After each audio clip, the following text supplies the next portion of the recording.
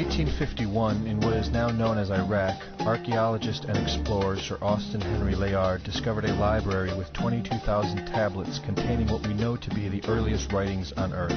The writings date back to over 6,000 years ago when the region was known as Mesopotamia, Sumer, and Babylon. Amongst these vast writings is a story which mirrors the book of Genesis in the Bible. It tells a story of a great flood which reshaped the face of the planet Earth and all of her inhabitants. It tells a story of a tower built and the creation of the spoken word.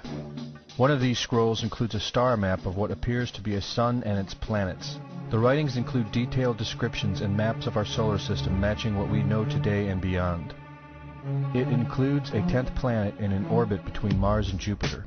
It is written that the 10th planet Nibiru was thrust into our solar system and collided with the planet Tiamat.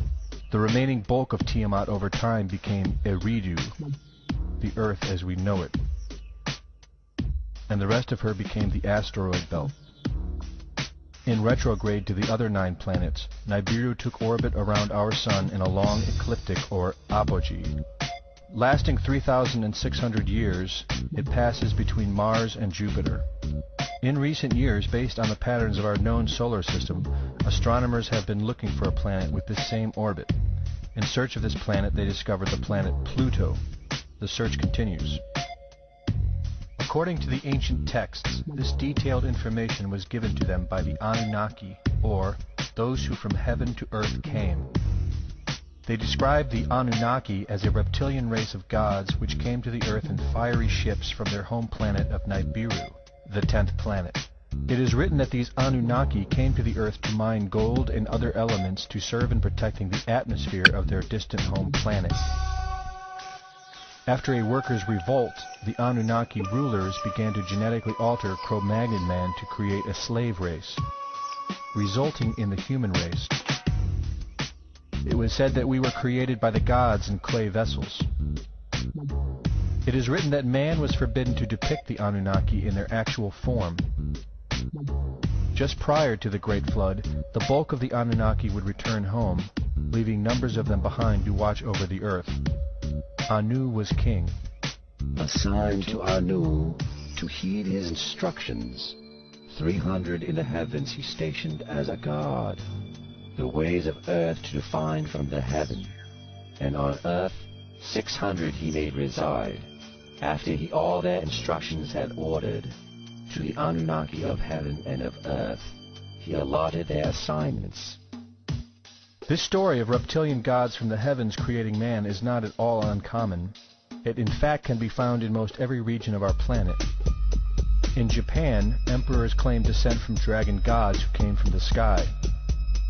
Australian Aborigines teach of a reptilian race which lives underneath the earth and governs over men. They believe they are descendants of a race of dragon human. China teaches the serpent queen Nukua interbred with man. India calls these reptilian gods Nagas and claim they seeded their royal families. Throughout the Middle East it is believed a serpent race created man. The book of Genesis tells of giants who came from the heavens to breed with the daughters of man. They are called the Nephilim. In Africa they call them Chitauri, children of the serpent. The royal kings of Africa claim descent from serpent gods who came from the sky. In South America, the Mayans teach that their ancestors were the people of the serpent. The Aztecs were said to be created by a serpent woman. In America, the Hopi Indians believe sky gods came to earth to breed with their women and refer to them as their snake brothers. The word Sioux means snakes, and Iroquois means serpents. It seems the only places you will not find this historical story is where the history has been methodically destroyed. The descendants of King Anu in Sumeria and Babylon can be traced throughout time. The pharaohs of Egypt were from the bloodlines of the Babylonian kings.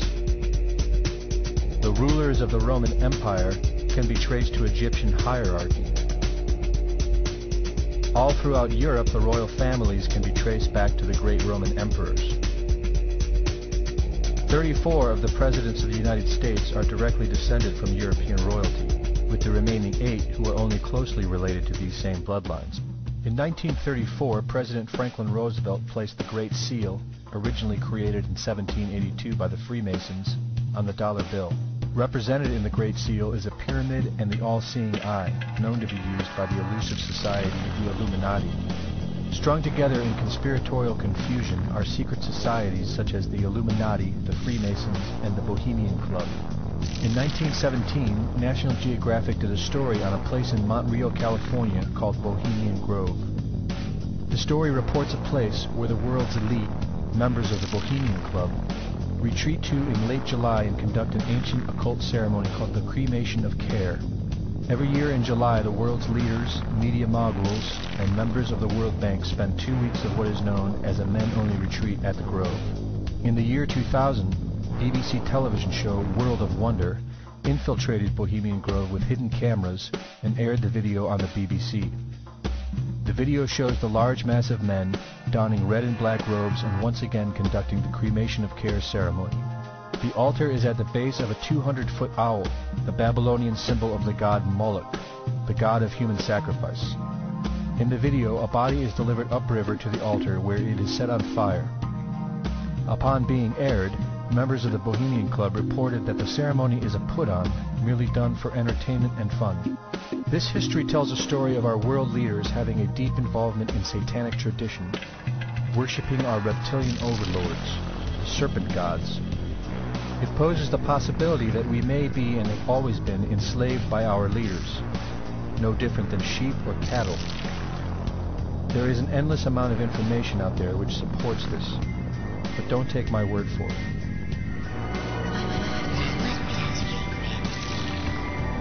Well, son, a funny thing about regret is that it's better to regret something you have done than to regret something you haven't done. By the way, if you see your mom this weekend, be sure and tell her, Satan! Satan! Satan!